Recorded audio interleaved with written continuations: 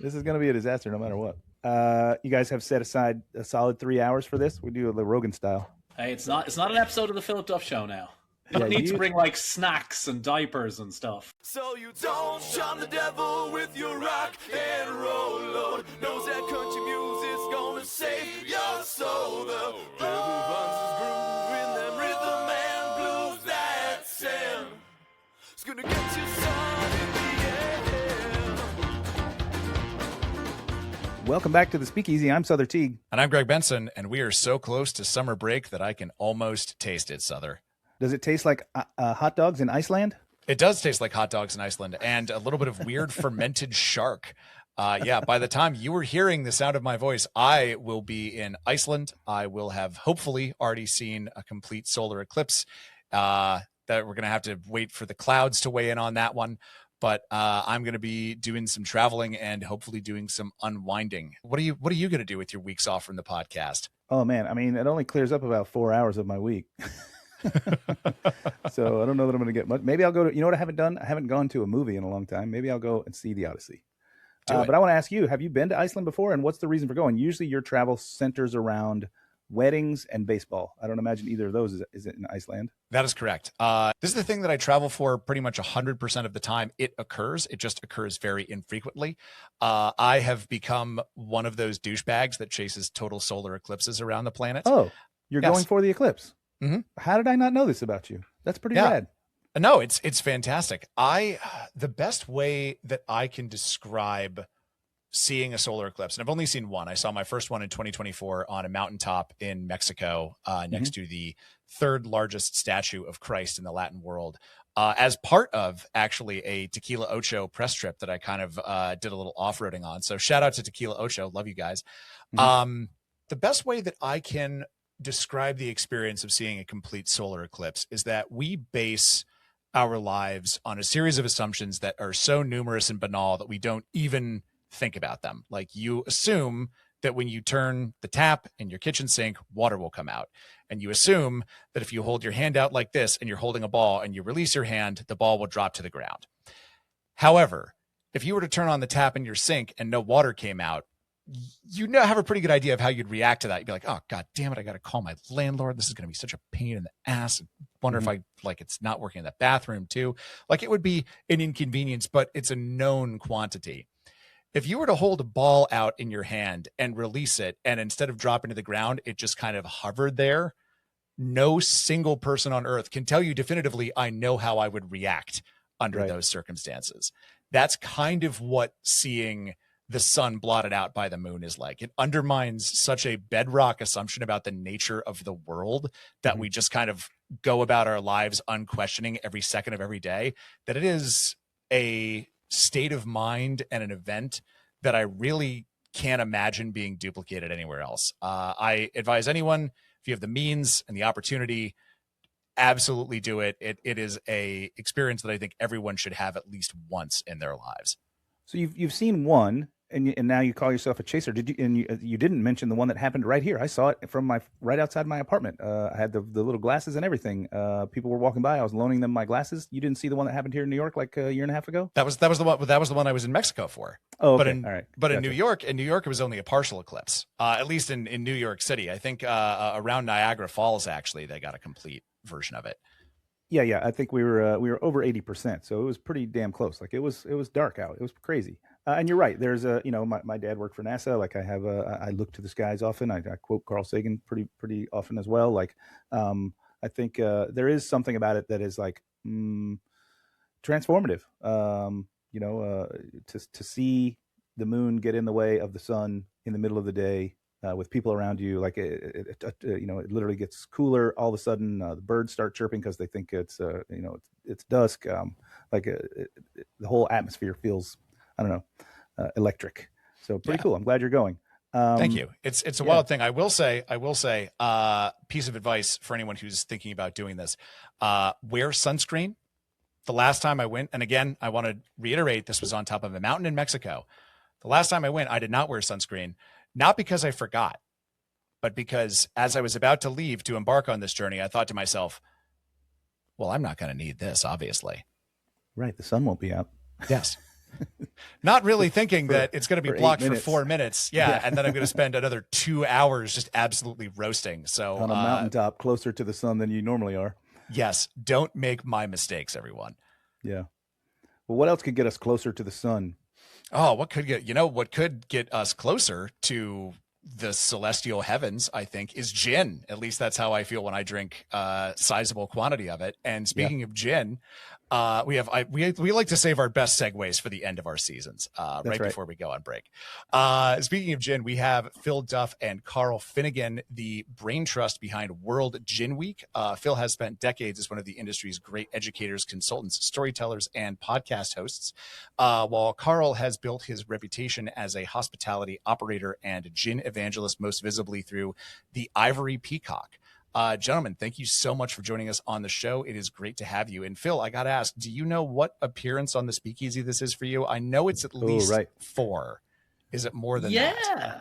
I was hoping there'd be a jacket for a 5th appearance, but we have something in the works. If this was a podcast about anything else, we'd be able to recall it. But given that it's about drinks and cocktails and whatnot, it's entirely understandable. We're a bit like, yeah, maybe another. Next time I come on, I want my, well, whatever it is, the commemorative thing. Yeah, we have paperweight. We're not going to reveal it to you until somebody hits 5. But I think there's a few people who have 4. I think you're one of those. So as soon as we get someone on for the 5th time, we'll reveal our version of the SNL host jacket that they get. Is this the first time the podcast has been 50% Irish? Yeah, absolutely. We'll have to mark these things down. Well, listen, how did you two obvious industry vets decide it's time that we build something bigger than ourselves? What made you come to that conclusion? Well, I'll tell you how I met Karl, actually. Karl will probably be able to tell it from his perspective, which might be better in that it would be accurate. But all roads lead back to Man About Town and drinks writer Tony Sachs, sure, friend of the podcast, a great friend of mine. We're having a herring party, by the way, next week. You guys are invited. Deets to follow. But Tony's a great friend of mine, and one day he said, "You've got to meet Guy Brennan from Procera Gin. He's the only person who gets me drunker than you do." And I'm like, well, challenge accepted. Sure. Right? I'm like, fine. And Guy was giving a little masterclass and a tasting at the Ivory Peacock. And I had only been to the Ivory Peacock one time before. It was a friend of ours' birthday party, and we had the kind of seating area to the right as you come into Ivory Peacock. And I thought it was lovely. Big, busy bar, great cocktails, clearly. But I go to the Procera thing and I meet Guy. Guy's obviously now a friend of the show. We hung out a lot. He's been an on and off client of mine. But that's when I met Karl for the first time. And as Irish people abroad, we normally avoid one another. There's a reason why we left. Karl's an exception. He became a great friend. And that kind of got the ball rolling for what became World Gin Week. I mean, does that sound accurate, or is it just too good a story to not confirm, Karl? No, I think you're spot on. You were the perfect person to tap into when we came up, or at least when the notion of World Gin Week came about. I think there's nobody better in the world who can sort of carry the mantle and execute so well. So obviously very honored to be part of World Gin Week with you, Phil. And the irony is, we're from Ireland, where until very recently, nobody drank gin. Right? There was no craft gin. There was only 3 distilleries in the whole island. In fact, in our youth, there was only 2.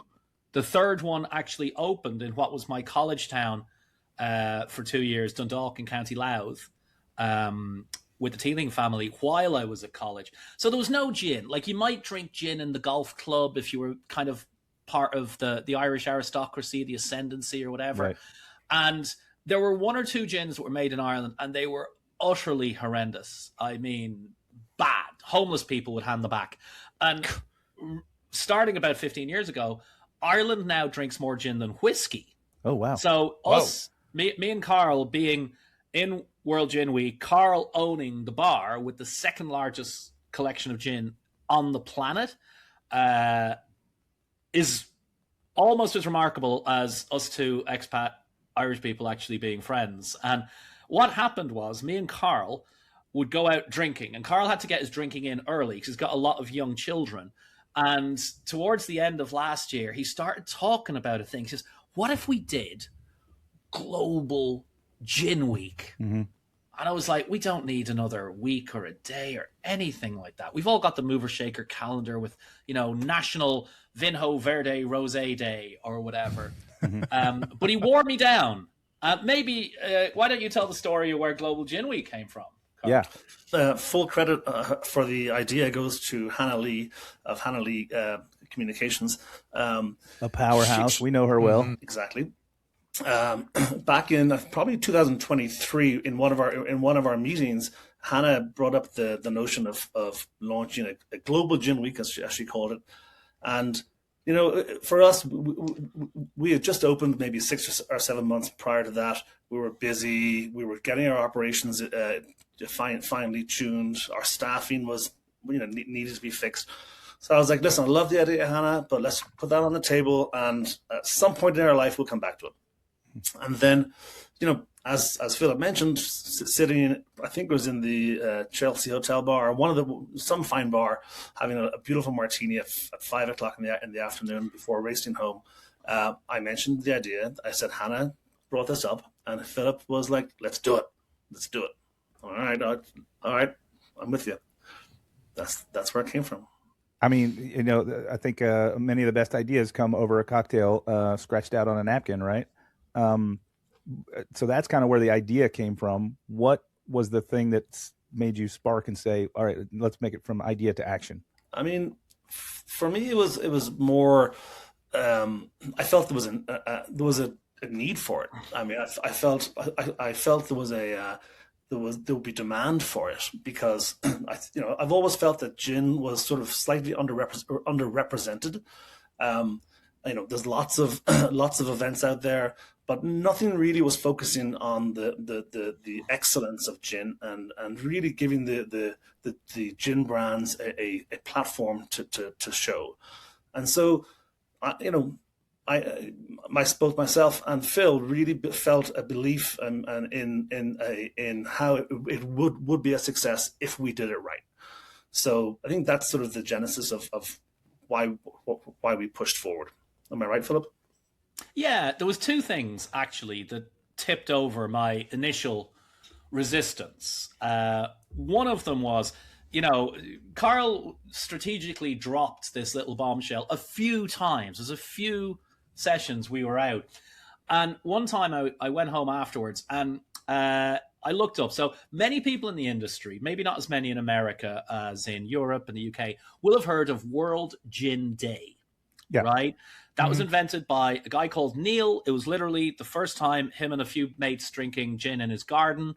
After about 4 years, it had grown a bit. Bars were getting involved. The internet was growing up a bit. So he formally passed it on to his friend, Emma Stokes, my fellow Gin Guild member. Mm-hmm. And Emma, in her day job, is a communication specialist. So she grew it to be like a thing online with hashtags, and people would have parties in Japan and parties in Australia. And a little bit of background, the UK drinks per capita twice as much gin as the US. So the US is always lagging behind. It's a big market, but only half as much gin is drunk by people as in the UK, because the UK went absolutely bonkers for gin. So World Gin Day is a thing, even if perhaps some people haven't heard of it. However, we will all know that the martini has never been drunk in as many varieties, quantities, and quality as at this exact moment in time. In fact, I can confidently say that there have never been more or better martinis poured in New York City, which is quite a claim. Yeah. So I had heard rumblings of a thing called World Martini Day. So I went to the Google librarian, and it was actually invented, believe it or not, as an ad campaign by Belvedere Vodka. They didn't trademark it or patent it. They ran it in various markets over a period of about 4 years, and then kind of let it go. And then this lovely couple, also coincidentally from London, decided to pick it up, trademark it, Initially, it was linked to a mail order cocktail thing that they did, Martini Club. And they had a parallel thing. So World Gin Day, always the second Saturday in June. World Martini Day, always the third Saturday. So obviously World Gin Week is going to be between those two poles. Right. This sounds great. Sounds logical. It was literally the week after Bar Convent Brooklyn, so it almost killed me. Yeah. My wife has actually never seen me stressed in our entire marriage until June, and she loved it. Elaine Duff drank it up like a vampire at like a blood transfusion center. Seeing me stressed was like the best thing. And what we thought we could do was, so I came back and I'm like, well, Karl, yeah, this might be a thing. But instead of Global Gin Week, we'd have to call it World Gin Week to fit in with the existing World Gin Day, World Martini Day. Mm-hmm.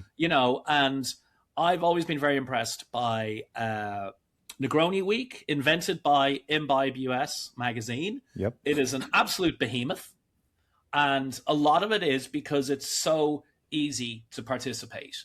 You just put a drink on the menu, or you have a menu, donate to some kind of a charity.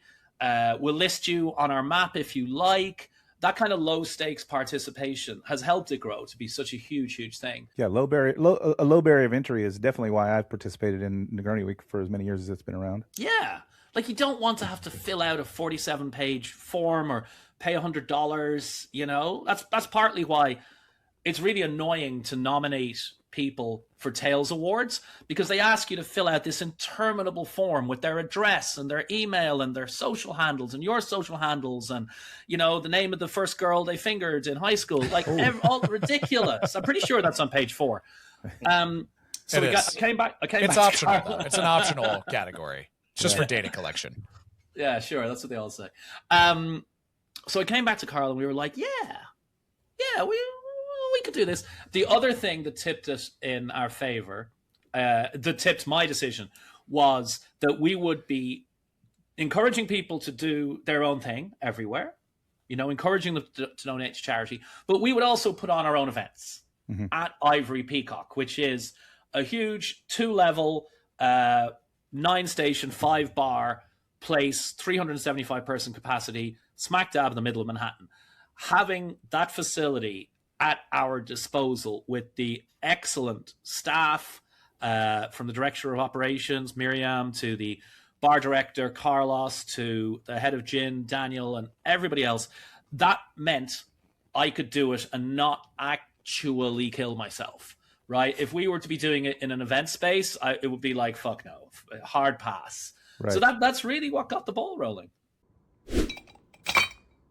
If you've ever had fresh roasted agave right out of the oven, you've probably noticed warm, earthy notes, light citrus overtones, and a rich, complex sweetness. And if you've ever had agave syrup from the grocery store, you've probably thought, why the hell doesn't this taste like that? Well, Quixote Imports agave nectar actually does. It's made by third-generation agave farmers who slowly caramelize the agua miel for 24 hours, and that's it. No diffusers, no additives, just agave the way it's supposed to taste. Try agave as nature intended at quixoteimports.com and use promo code SPEAKEASY at checkout for free shipping. That's QUIOTE imports.com with promo code SPEAKEASY. Quixote Imports, the way agave is supposed to be.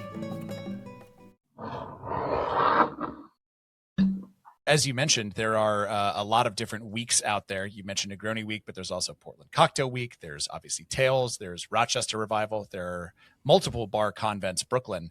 How does World Gin Week distinguish itself in a calendar that's already pretty jam-packed?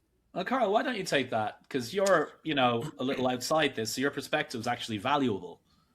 I'm definitely the more of the outsider. I'm fairly new to this industry. I think it fits in perfectly because as I said earlier, there is no real platform. I mean, BCB is phenomenal, and it's a fantastic event, and I love going to it. But I end up getting distracted by all these different spirits and liqueurs, and so what World Gin Week, how that's different is it's a unique platform for just gin lovers to meet and experience new gins that you typically won't get in your local bar, you typically won't find in your hotel bar, but we have them. We've got 1,200 plus gins from 64 countries. So we get a lot of those to participate in World Gin Week because they want the exposure, and they want more customers, more consumers to come in and have liquid to lips experiences. Yeah, you say you have 1,200 gins. That's just at your bar, right? So you already had these inroads dug with these brands, and so then setting up the sponsorship and the activations and everything was probably a little bit easier. But I still want to know, like, the mechanics of it all. How did you get the brands to get on board, and what was their what was their incentive to join this madness? I'll start, and then Phil, feel free to jump in. As you mentioned, I have a lot of deep relationships. The Ivory Peacock's been open 4 years now, so I personally know a lot of either the owners of these gin brands or the ambassadors or the reps or whatever. So it was and we started this process of creating World Gin Week very late this year. We literally, I think it was mid-April, and we said, okay, let's do it. But, that was obviously crazy on our part, but that's at some stage you got to just jump into the pool, and get it started. So emails went out to all of the relationships that I have, and emails went out from Philip to all of his very, very, very deep relationships, and there was a lot of overlap, and there was some that I didn't know and some that he didn't know. And so we had a huge success. We had for both World Gin Day and World Gin and World Martini Day. They're obviously 2 different days. We had north of 20 brands represented at each of those events. So we were fully sold out, packed in terms of brand coverage. And I think the reason why they want to take part in it was because this was the first year of a World Gin Week, and was the first opportunity for them to have direct exposure to new consumers, and I think that's a great opportunity for them. This is a little bit of stepping into the throwback machine. Ivory Peacock is very big, very busy. There's a lot of hardcore gin lovers. And then Karl mentioned that they had a mailing list of 30,000 email addresses, and I'm like, okay. Well, that's an asset. World Martini Day, World Gin Day have always had slightly more of a consumer focus because they are both founded and run by consumers. They're not bar owners, they're not bartenders, they're not ex-hospitality. And you, Sother, and you, Greg, will remember the last time we had a truly great consumer cocktail spirits event was the Manhattan Cocktail Classic. Yeah. And that was a long-ass time ago. Yeah. So we thought that if we had a party on World Gin Day and we had a party on World Martini Day, and we got like a pop-up going, a nice prestigious pop-up, but like 2 nights in a row, not just like a 4-hour thing, that we could sell tickets to consumers. And it actually worked. In fact, from one Saturday to the next, we had return guests who were bringing their friends. It was like, oh my God, you buy a ticket, but you get to have unlimited martinis, and there's food, and there's Dale de Groff over there, and oh my God, there's Mermaid Gin from the Isle of Wight. Even in just a week, it worked. So we're really chomping at the bit to do 2027 in a timely manner. And the sponsors really got on board because we came in so late. This wasn't strategically built into their budget. Budgets start to be negotiated in September, and they're all done and dusted by November. So everybody very kindly got on board. And a shout out to 2 gins who had their world launch at World Gin Week in the Ivory Peacock. One of them was our mutual friends, the great team of Atheros Spirits of Sugar Monk Bar, who launched their Monk's Gin East and Monk's Gin West on World Gin Day. And the other is literally has only been available in the US for, I think, a week or 2 now. It's this ultra luxury Irish gin called Castle Freak from Stephen Freak Evans, this Irish guy who did very well in business and bought his family castle and restored it and has created an absolutely gorgeous gin. So that amount of faith and trust they put in us is something that we don't take lightly. So all in all, the omens were good for year one of World Gin Week. That's great, and especially knowing that if you did it so pretty seamlessly and so well with so little runway to get there, knowing that you have an entire year in front of you to get to the next one, sounds like it's going to be an even more polished situation. And these things always grow and get better as they go. After the inaugural event, what do you hope people walked away talking about the most? I'll tell you what I think, and then I want Karl's feedback because he knows his customers even better than I do. I think they walked away with a feeling of excitement. There was a buzz in the room. So we had a party on World Gin Day. You could walk around all these stations, taste all these gins from the distiller, from the producer, from the ambassador. And, then you could go to the bar, any of the bars, and get any of those gins in a martini, a French 75, a Negroni, or a gin and tonic. Mm-hmm. And there was a great buzz in the room, right? Because that's a very normal thing for all of us to do, right? In fact, at Tales, you have to dodge people trying to pour alcohol down your throat. Right. It's like a video game. But for a consumer, this is like, oh my God, it's Christmas morning. Then on Monday and Tuesday, we had the amazing Bar Quant from London, helmed by Eric Lawrence, former head bartender of the Savoy. But I wanted to do a real residency. So they brought a special menu. They brought the menu covers. They actually took the metal sign off the wall in London and brought it to New York. So you came there and you sat down, and Eric or Francesca would come over and talk to you through the menu, and you could drink everything as much as you like. And they even had the food from Quant cooked according to Eric's recipe. That really worked out. It was 2 fantastic nights. And then on World Martini Day, we had seminars with Simon Ford and Dale DeGroff and Dave Arnold. And we gave, a lot of free tickets to our industry friends. But then we had pop-ups of a dozen of the greatest bars in New York, from Bar Madonna to Sip and Guzzle. We had Natasha Barami from the Gin Room in St. Louis. We had Dale DeGroff himself. We had new bars like Kidalum from Devendra Segal. And you could go around to all of these as a consumer and meet the beverage director, meet the owner, have Dale DeGroff make you a cocktail.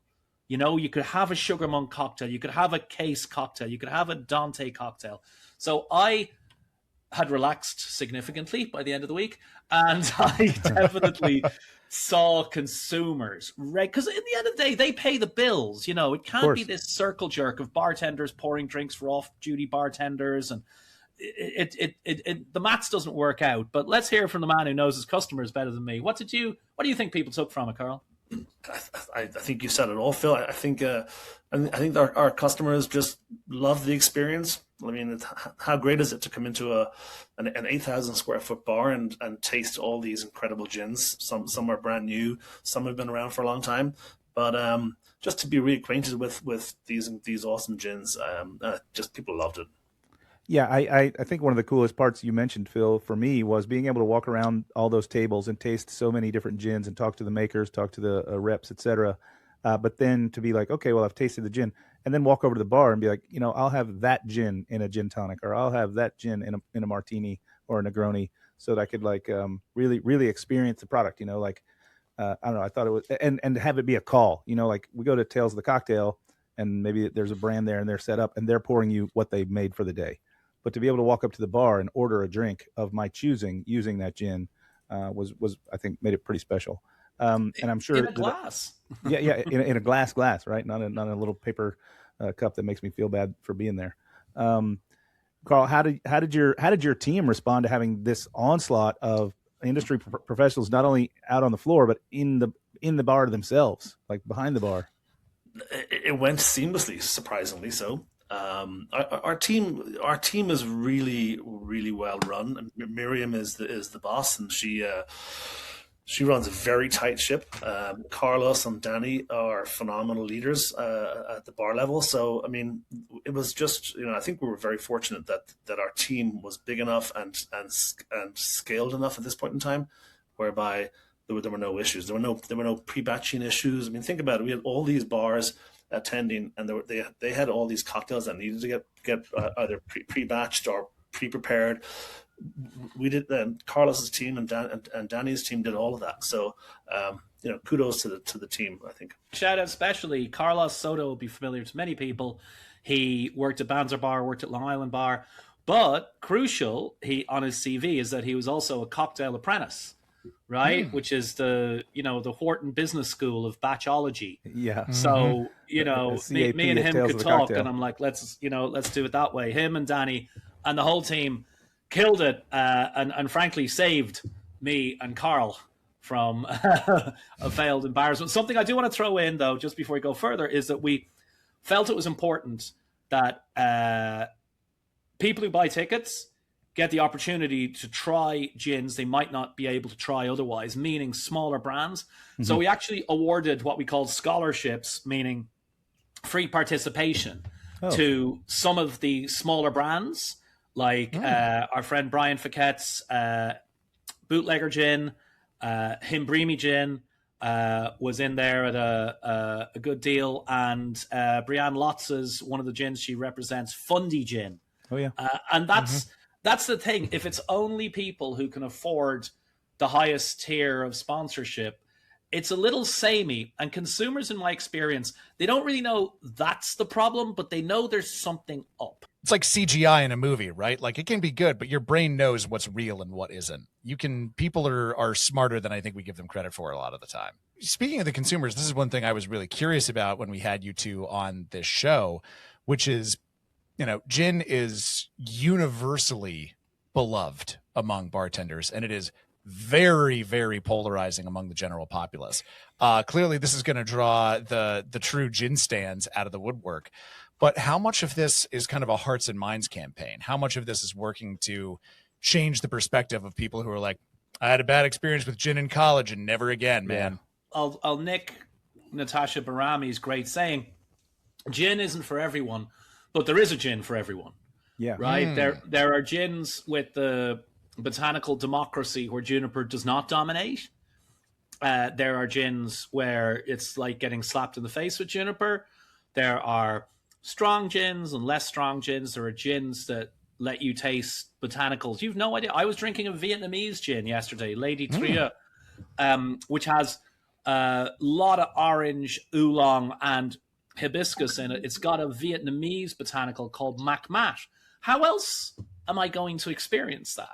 Right. So gin is wild, but I think the answer to your question from my point of view, and I'm interested in getting Karl's too, Greg, is a lot of people who say, oh, I don't like tequila. They didn't just drink tequila in high school. They drank shitty tequila. Right. Right. Mm-hmm. And they didn't just drink gin in high school or college. They drank shitty gin, or they drank shots of warm gin, which by law, you have to be a bartender to enjoy.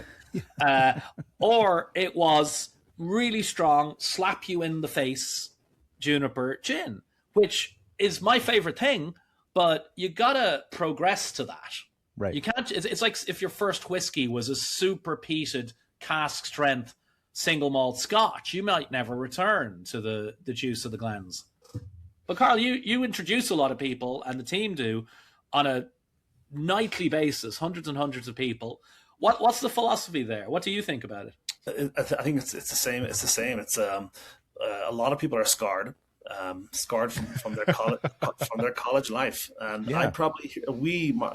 Our team probably hears that I'm not drinking gin because I badly vomited in college days. They hear that saying probably 10 times a day, and we sell a lot of gin at the Ivory Peacock, and we really encourage our team to reintroduce gin to those folks who just currently hate it, and it's an easy sell for us. Our servers and our bartenders are really encouraged to offer small pours of these wonderful gins to customers, totally free. We don't charge for it, but we want people to know that try this beautiful Awayuki gin from the high top mountains of Japan, made with a pink, a red, and a white strawberry, and it is special. So if you don't like gin because of your scarred days at college, then I encourage you to try one of these fruit forward or style gins that really will change your mindset completely. So our team at the Ivory Peacock are empowered and fully encouraged to offer pours of any gin they want to sell, to offer to a customer, just to get them to say, oh, you know what? Gin actually is quite nice. Right. It's a road of discovery for everyone. And, I love that you're out there and your team is empowered to help people along that road. But speaking of the road to discovery, did either of you two find an unknown gin to yourselves over this thing that you're now sort of a stand for? I re-engaged with a gin that I actually knew already. So Mermaid Gin has existed for 14 years. Mm-hmm. They got that cool sort of, the bottle has the... Yeah, it's an iridescent bottle. Yeah. And so I knew about it. And obviously I'm in the UK quite a bit, and Europe quite a bit. So I knew about it. But the brand was actually bought by now a mutual friend of me and Carl's, Jim Clerk. And Jim is a legend in the drinks industry. Mm-hmm. Drink CEO of Moet Hennessy, of Jim Beam. And through Carl, I got to meet him, and I got to meet one of the founders and distillers, Xavier. So this was something that had kind of, dropped off my consciousness. Now it's coming back. It's rejuvenated. It's got an amazing kind of a saline note to it, because there's a botanical, which is called rock samphire, mermaid's fingers. It's this kind of a succulent that grows on the shoreline. So it was really great. Apart from the new gins that came out that I just mentioned, Castle Freak and Atheros Spirits, Monk's Gin East, Monk's Gin West, it was so nice to re-engage with them. And at the same time, we had such an array of fantastic gins. Although me and Carl were just running around like lunatics. Did you actually get a moment to gin it up, Carl? Not really. I mean, it was so busy, and just engaging with all these customers and engaging with all these veterans. Didn't have a lot of time to explore, but yeah, I mean, it was just an opportunity to sort of to get in there and get deep into all these great gins. I love this concept because it's a chance to showcase the sort of Cambrian explosion of gins that's happened in the 21st century. At the top of the show, Phil, you were talking about how Ireland had 3 distilleries in the year 1999, and now there are, I have lost track, but a lot of them are making gin, and that is true pretty much all over the world. In fact, some of my favorite gins are coming from places that are renowned whiskey countries like Japan and Scotland and Ireland. And I wanted to ask how much of this Expo Week filling amount of gins is due to the fact that there is genuine consumer interest, and how much is due to the fact that gin is faster, read cheaper to produce than whiskey is. Oh, you can't deny that. You can make gin today and sell it tomorrow, more or less. I would like to say it's not easy to make gin, but it's straightforward in a way. And it is true. There's a lot of people making gin who aren't creating brands. They're making a liquid and slapping a label on it. And I'm like, the idea of a brand is you spend a lot of time developing it, but then it sells itself while you're asleep, which is very different to, hand selling it and pushing it into people's mouths. I mean, there are people knocking on Carl's door every single day asking him, like, we have meetings in Ivory Peacock all the time. Almost inevitably, there's somebody who's like, oh, I've got a new gin. What's your take on it, Carl? I just think gin is having a huge growth spurt right now, and I think it's going to only continue.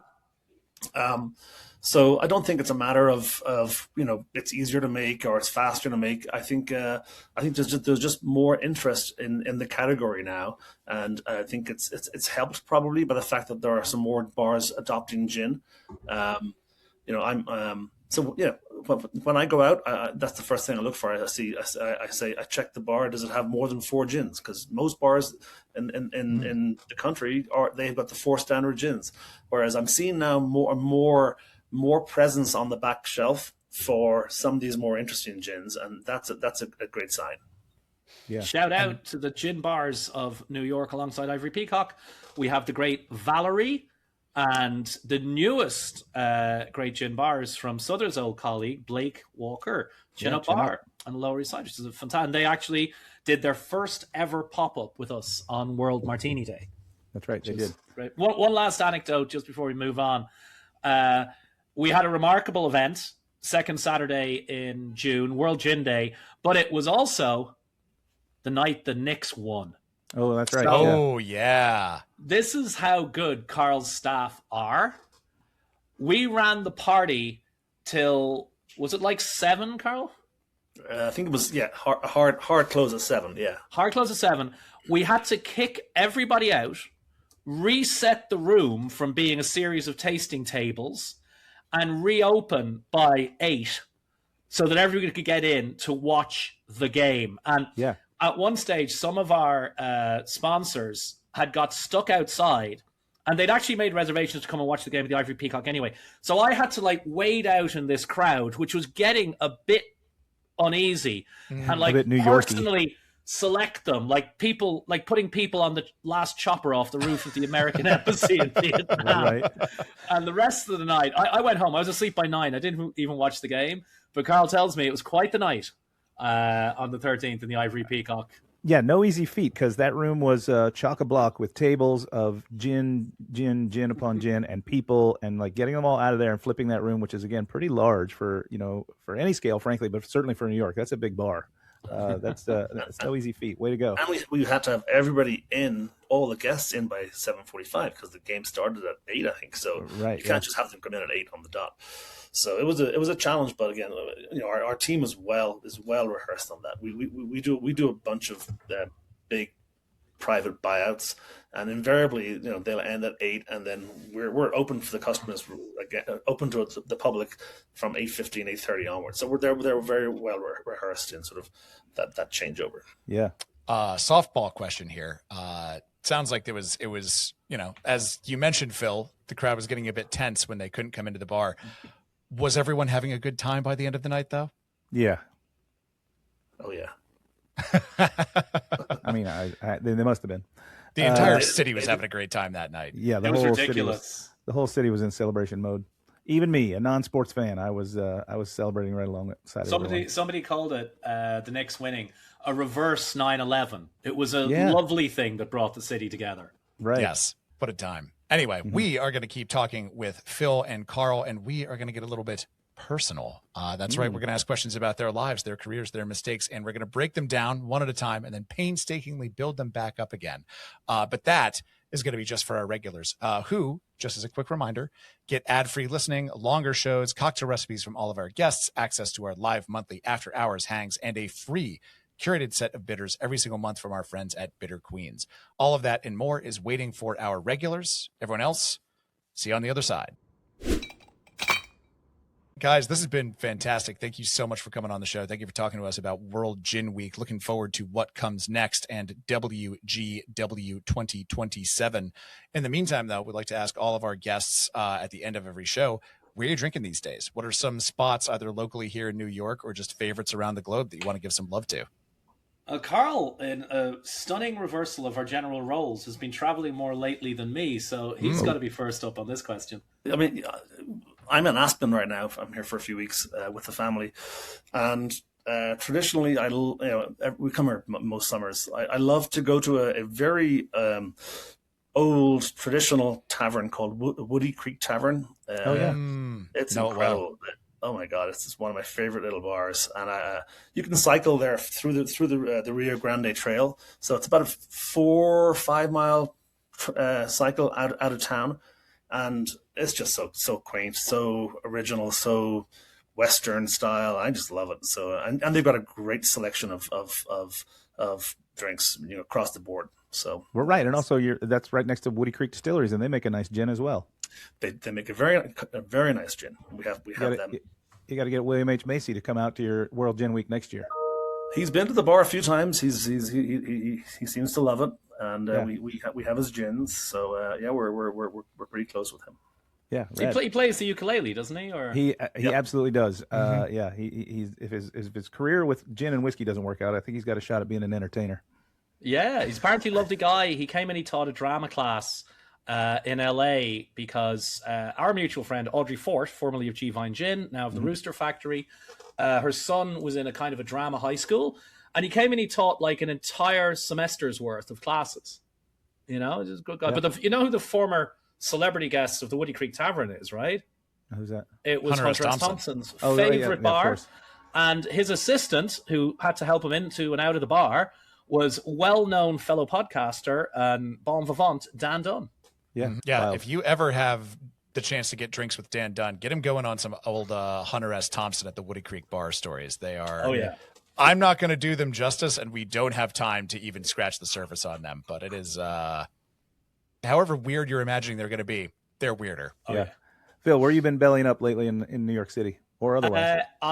I've only been once, but I absolutely loved it. I've been meaning to go. We all know the curse of New York City. Bars are opening at a rate of knots. And if you travel, you come back, they're all stacked up. Like if you subscribe to the New Yorker, there's all these magazines you have to read. But I really loved Rio Asme's Stone and Soil on East 28th and 1st Avenue. Beautiful new Japanese-inspired bar. Just a kind of a safe haven in Nomad on the other side of the street, you know, in what's normally Curry Heaven. They've created this fantastic new thing.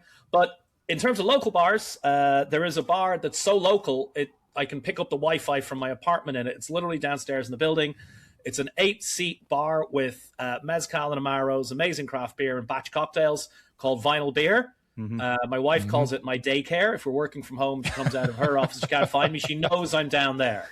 I don't wander far. And soon, I will be swapping Vinyl Beer for my other local bar. We're relocating to Spain for 2 months, the annual migration of the Duffs.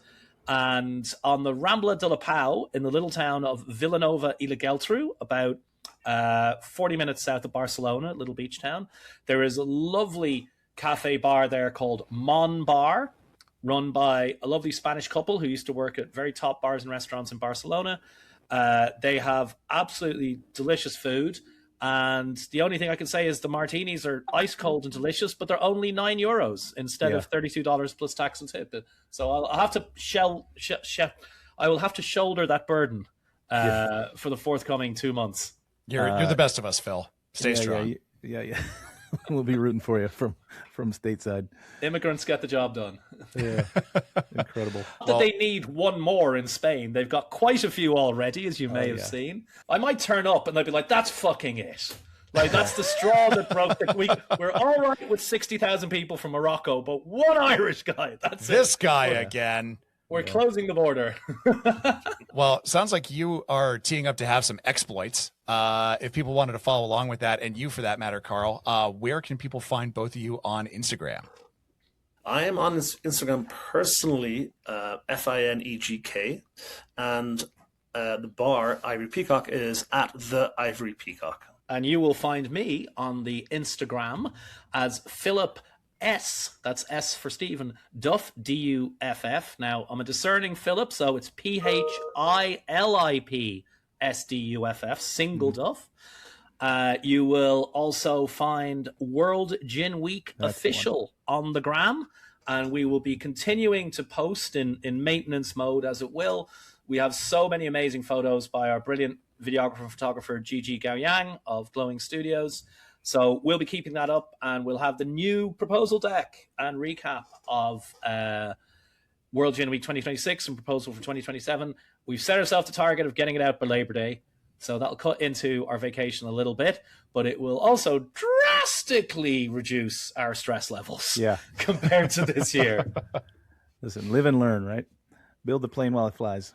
Exactly.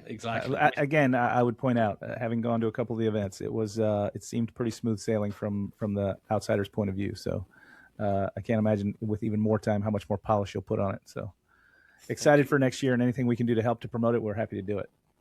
Bingo. We need all the help we can get. You guys are VIP. Yeah. Come back and get your 5-time guest prize. Yeah, that's exactly right. I've got to come back. This will be good. I want to be the first person to get it as well. All right. we can probably work that out. Well, that is going to do it for us this week on the Speakeasy. Karl, Phil, thank you so much for coming on and telling us about World Gin Week. Stay tuned for news about World Gin Week 2027.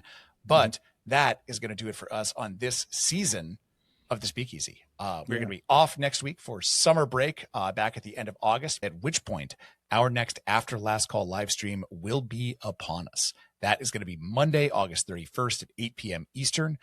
Come hang out with us as we take questions live. We're going to make some drinks and just have a nice low-key, unscripted hang. It's always fun, so mark your Google calendars now and come chill with us 8 p.m. Eastern on Monday, August 31st. We will see you then, and until that time, cheers everybody.